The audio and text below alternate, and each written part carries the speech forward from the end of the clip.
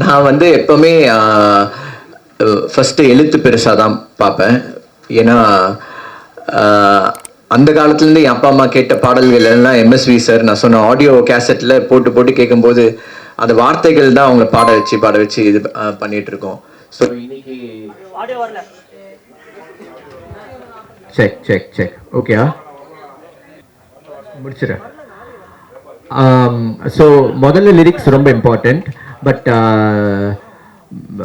Tuna ஒரு சாங்கில் வந்து அந்த மெலடி வந்து ரொம்ப அழகாக இருந்தால் தான் அந்த லிரிக்ஸ் அதில் அழகாக உட்காரும். ஸோ சில பாடல்கள் வந்து நம்ம டியூனாக உட்காந்து ரொம்ப அழகாக கொடுத்தோம்னா அந்த லிரிக்ஸ் நம்ம எதுவுமே சொல்ல. இப்போ சுந்தரி கண்ணால் ஒரு செய்திலாம் வந்து அதுக்கு மேலே ஒரு டியூனோ ஒரு லிரிக்கும் கேட்க முடியாது இல்லையா, அந்த மாதிரி. ஸோ ரெண்டு பக்கமும் பண்ணலாம்.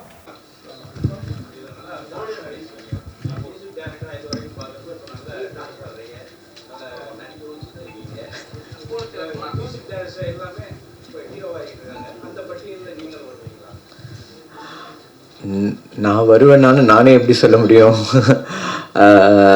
இந்த பாட்டில் வேற யாரோ தான் நடிக்க வேண்டியதாக இருந்தது. பட் அவர் வந்து அவருக்கு என்ன ரொம்ப வருஷமாக தெரிஞ்சனால நான் நிறைய பாடல்களில் சின்ன சின்ன கேமியோ ரோல்லாம் பண்ணியிருந்தேன். ஸோ இதில் வந்து நீங்கள் நடிங்க அப்படின்னாரு. பட் இதை பார்த்ததுக்கப்புறமா நிறைய பேருங்க கேட்குறாங்க. அண்ட் நடுவுலையுமே சில அஸ்குமார்னு ஒரு சாங் ஒன்று செஞ்சேன். அதில் ஒரு சின்ன கேமியோ ஒன்று பண்ணியிருப்பேன். அதுலேயுமே பார்த்து கேட்டாங்க. ஸோ ஒரு 2-3 பேருங்க கேட்டுட்ருக்காங்க. என்ன பண்ணணும்னு தெரியல, நடிக்கணுமா வேணாமான்னு தெரியல.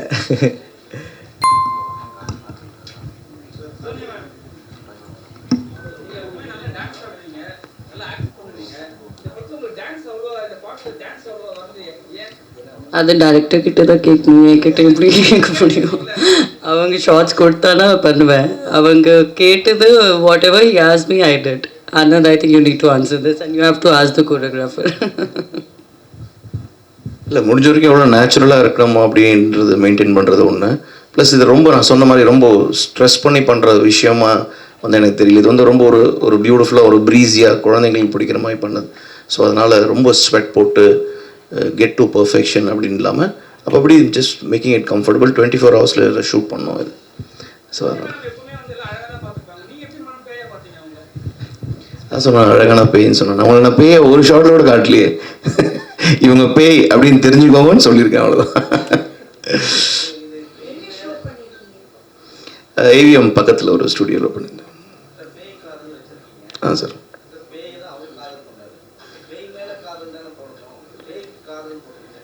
இல்லை, அது ஸ்கிரிப்ட் எழுதும்போது கூட டிஸ்கஸ் பண்ணிட்டு இருந்தோம். அவருக்கு பேய் பிடிச்சதா இல்லை பேய்க்கு அவருக்கு பிடிச்சதான்ற ஒரு கான்டென்ட் வந்து நாங்கள் பேசியிருப்போம்.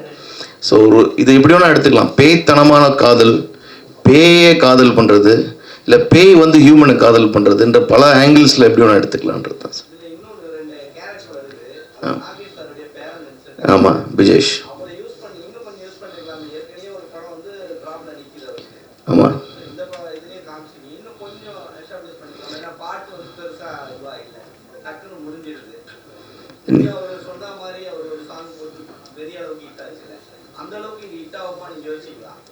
இல்லை கண்டிப்பாக. ஏன்னா இது இட்ஸ் டிஃப்ரெண்ட் அப்ரோச் தான். நீங்களே சொல்லிட்டீங்க, சாங்கே 3 நிமிஷம் தான். 3 நிமிஷம் நிறைய பேர் ஸ்க்ரீன் ஷேர் பண்ணுறாங்கல்ல. ஸோ அதுக்கேற்ற மாதிரி அப்படியே லிரிக்ஸில் பார்த்தீங்கன்னா அந்தந்த பேய் தான் ரொம்ப இம்பார்ட்டன்ட். எங்களை பொறுத்த வரைக்கும் இந்த பாட்டில் வந்து சூப்பர் ஸ்டார் வந்து பேய் தான். ஏன்னா நான் காமிச்சிருக்க பேய் எல்லாமே வந்து வேர்ல்டு லெவலில் இருக்கிற பேய்கள்.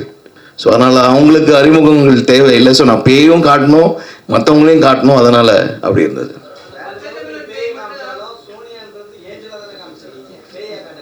ஆமாம், பேய்க்கெல்லாம் அரசி அப்படின்னு ஒரு அழகான ஒரு அரசி. இது ஒரு கற்பனை பார்த்தோம். பிடிச்சிக்கிட்டாரு. அது டெலிஃபோனில் பேசுகிற மாதிரியான ஒரு எஃபெக்ட்ஸ் எனக்கு அதுதான் வேணும்ட்டாரு. ஸோ கடைசி வரைக்கும் அந்த எஃபெக்ட்ஸில் எப்படி லிரிக்க கேட்க வைக்கிறதுனே தெரியாமல் புரியாமல் ஒரு மாதிரி பண்ணி வெளியே வந்திருக்கு.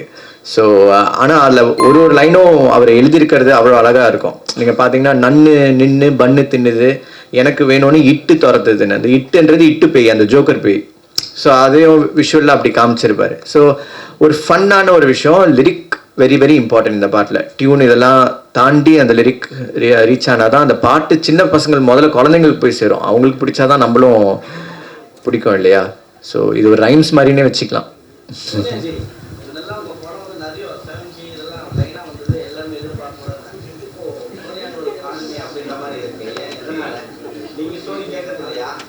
இல்லை போயிட்டுருக்கு. ஐ திங்க் another மூவி இப்போ 7G ரெயின்போ காலனி இல்லை, பட் இன்னொரு 7G வருது இப்போது. அது ஷூட் பண்ணியிருக்கோம். Last year I finished. அப்போது ஒரு தெலுங்கு மூவியும் ஃபினிஷ் பண்ணியிருக்கேன். இப்போ ஒரு மலையாளமும் ரிலீஸ் ஆகிடுது, behind. That should release in that is only Malayalam. Mostly they will do in Tamil also. So it's called Behind. That should also come, I think, May end, not May end, but by June or July release plan பண்றாங்க. And then the 7G is coming, so I think I have a couple of lineups.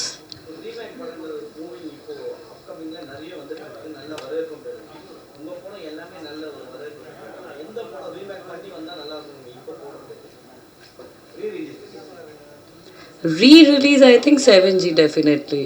Re-release ku na Hyderabad pona 7G Telugu ku, and I think Ratnam sir இப்போ plan பண்றாங்க Tamil 7G re-release பண்றதுக்கு. So let's see. I think it will be nice. Even Kalkundan will be nice. Those are the movies everybody still remembers and they would love to watch it on screen again.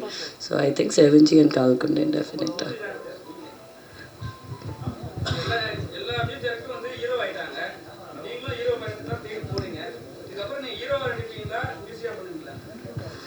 நீங்கள் produce பண்ணுறீங்கன்னா நான் உடனே ஹீரோவாக நடிக்கிறேன். பண்ண மாட்டேன்றாரு. இந்த மாதிரி குட்டியாக ஒரு பாட்டு கொடுத்து முடிச்சிடுறாரு. இல்லை அப்படி இல்லை, எனக்கு ஆக்சுவலாக ஆக்டிங்னா ரொம்ப பிடிக்கும். நான் 16 வருஷம் இண்டஸ்ட்ரியில் மியூசிக் பண்ணியிருக்கேன், பாரிஜாதம் படத்துலேருந்து. அதுவும் நான் முதல் படம் ஒர்க் பண்ணது பாக்கியராஜ் சார் கிட்ட. ஸோ நம்ம ஒரு படம் பண்ணும்போது அந்த ரீரெக்கார்டிங் பார்க்கும்போது ஒரு ஆக்டர் எவ்வளோ அந்த சீனை 100 தடவை பார்க்குறோம், ஏன்னா மியூசிக் பண்ணி. ஸோ ஒரு கொஞ்சமாச்சும் ஒரு ஆக்டிங் நாலேஜ் அதில் இருக்கும் இல்லையா பார்த்துட்டு. ஸோ அந்த இதில் பார்க்கும்போது எனக்கு அந்த ஆக்டிங்கோட இன்ட்ரெஸ்ட் நிறைய பிடிச்சிருந்தது. இந்த மாதிரி எஸ்பெஷலி சாங்ஸ் வரும்போது அதில் நம்மளோட ஸ்டைல் ஆஃப் சாங்ஸை வந்து ஆடி காட்டணும் அப்படின்ற ஒரு. ஸோ அதனால தான் என்னோட இண்டிபெண்டன்ட் சாங்ஸ்லாம் பார்த்தீங்கன்னா இந்த மாதிரி பேய் காதல், இந்த மாதிரி சில பாடல்கள்லாம் பண்ணி அதில் நானும் அப்பேர் ஆகிறேன். அதான் நீங்கள் சொன்ன மாதிரி நல்ல ஒரு ப்ரொடியூசர் வந்து படம் எடுத்தாங்கன்னா நல்ல ரோல். அதுவும் நான் வந்து பெரிய ஹீரோவாலாம் அப்படி நடித்து இது பண்ண முடியாது. எனக்கு ஏற்ற மாதிரியான ஏதாவது ஒரு ரோல் வந்ததுன்னா பண்ணலாம். ஸோ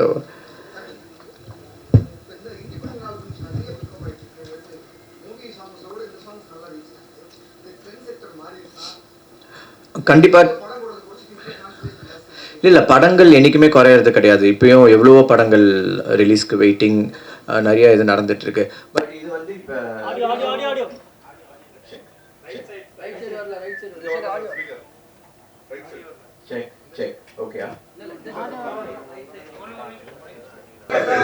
ஓகே ஆஃப் ஆகிறதுக்குள்ள அவங்க அதை ஆன் பண்ண வரமாட்டேன்னு நினைக்கிறேன். Check check check check okay okay பேசிடுவா. ஓகே சார் வந்து ரொம்ப அழகான ஒரு கேள்வி கேட்டார். இன்றைக்கி இது வந்து கண்டிப்பாக இந்த இண்டிபெண்டன்ட் சாங்ஸ் வந்து ஒரு பெரிய ட்ரெண்ட் செட்டிங் ஆகிட்டுருக்கு. அதுவும் ஃபார் த பாஸ்ட் 2-3 இயர்ஸ். ஏன்னா கோவிட் 20க்கு அப்புறமா 21 வரும்போது தான் என்ஜாய் என்ஜாமி, குட்டி பட்டாசு, அஸ்குமாரோ இந்த மாதிரி பாடல்கள்லாம் வரிசையாக ஹிட் ஆக ஆரம்பிச்சுது. அதுக்கு முன்னாடி வரைக்கும் நிறைய பேருங்க கஷ்டப்பட்டு, ஏன்னா நான் வரும்போது மியூசிக் டைரக்டர்ஸ் 2005-2006லலாம் ஒரு 10-15 மியூசிக் டைரக்டர்ஸ் தான் இருந்தாங்க. இன்றைக்கி நிறைய பேருங்க இருக்காங்க. அவங்களுக்கு எப்படி பாட்டை வெளியே காட்டணுன்ற ஒரு ஸ்பேஸே இல்லாமல் இருந்தது. இன்றைக்கி அந்த ஒரு பாடல்கள் மூலிமா இன்றைக்கி நீங்கள் நிறைய மியூசிக் டைரக்டர்ஸ் யங்ஸ்டர்ஸ் பார்த்தீங்கன்னா இந்த இண்டிபெண்டன்ட் சாங் மூலிமா தான் அவங்க மியூசிக் டைரக்டர் ஆகி நிறைய பெரிய பெரிய படங்கள் பண்ணிகிட்டு இருக்காங்க. ஸோ அந்த ஆப்பர்ச்சுனிட்டி 10 வருஷம் முன்னாடி இல்லை. ஸோ இன்றைக்கி அது கண்டிப்பாக ஒரு ட்ரெண்ட் செட்டிங். இந்த இண்டிபெண்டன்ட் சாங்லன்னு மட்டும் இல்லை, நம்ம ஊரில் சினிமா தான் பெருசு இல்லையா. ஸோ இன்றைக்கி அவங்களால என்ன பாட்டு வேணால் பண்ணி தனிமையாக ஒருத்தன் வீட்டிலேருந்தே ஒரு பாட்டு பண்ணி அவங்க வெளிப்படையாக காமிச்சு அவங்க டேலண்ட்டை வெளியே கொண்டு வந்து காட்ட முடியும். இன்றைக்கி அந்த ஒரு ஸ்பேஸ் இருக்கிறதுனால கண்டிப்பாக அது ஒரு ட்ரெண்ட் செட்டிங்காக மாறிடுச்சு.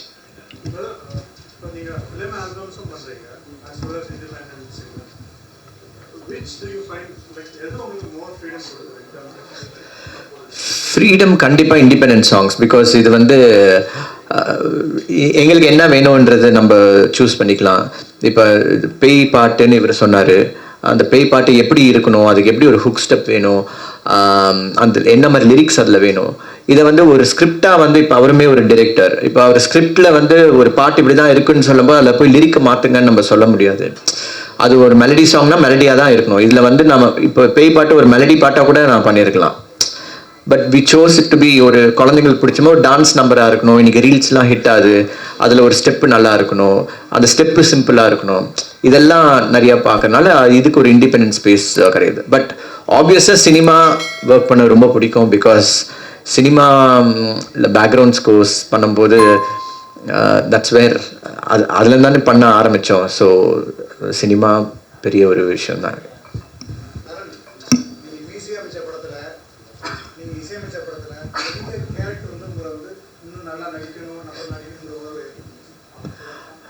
யார் நான் நடிக்கணும்னா? நான் நடிக்கணும்னு அந்த மாதிரி எனக்கு தோணலை. பட் எனக்கு வந்து அப்படி தோணுனதோட நான் போடா போடின்னு ஒரு படம் ஒன்று பண்ணியிருப்பேன். சிம்பு சார் அதில் வந்து அவரோட போய் சோபனா கிட்ட வீட்டில் போய் திரும்பி போய் என் குழந்தைய இன்னொரு 10 குழந்தை பெத்துப்பேன்டி அப்படின்னு சொல்லி போய் பேசுவார். அந்த ஷாட் வந்து அவர் நடிச்சிருப்பார் ஒரே சிங்கிள் டேக்கில். ஒரு ஆர்டிஸ்டாக அவர்கிட்ட வந்து எனக்கு தெரியும் அது எப்படி விக்னேஷ் சிவன் வந்து அவர்கிட்ட அந்த சீனை சிம்பிளாக சொன்னார். பட் இவர் வந்து அது ஒரே டேக்கில் நடித்து அதில் அழுதுட்டு அப்படியே திருப்பிட்டு போயிடுவார். ஸோ என்னடா இப்படி ஒரு பெர்ஃபார்மர்.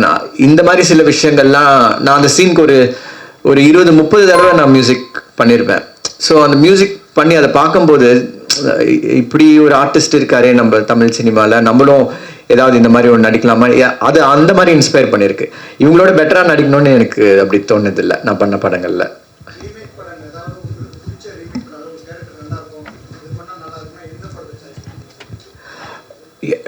நான் பண்ணாவா ரீமேக் பண்ணவா? எனக்கு தனுஷ் சாரோட படங்கள் எது பண்ணாலுமே ரொம்ப பிடிக்கும். ஸோ அவர் ஃபஸ்ட்டு காதல் கொண்டேன் அண்ட்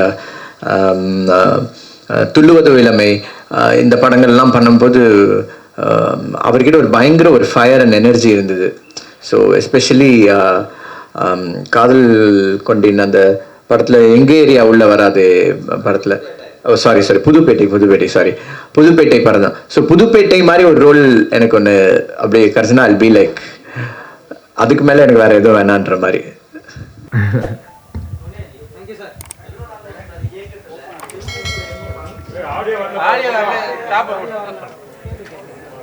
Check.